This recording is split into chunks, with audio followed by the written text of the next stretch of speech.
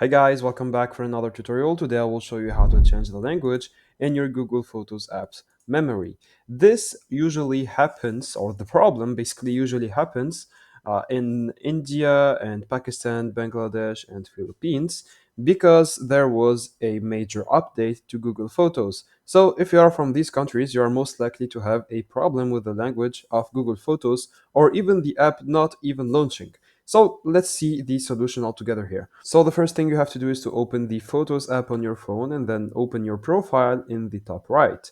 Now once you have clicked on your profile in the top right, click on Manage your Google account and then just go to Personal Info. Now once you are in Personal Info, just scroll down a bit until you find Language, click on Language, and then here you will see the preferred language and then the other languages. Scroll down a bit, and in the other languages, any unwanted language or any other language, you will have to delete it. And that's it, your problem should be fixed. I hope you guys enjoyed this tutorial. Don't forget to like and subscribe if it helped you.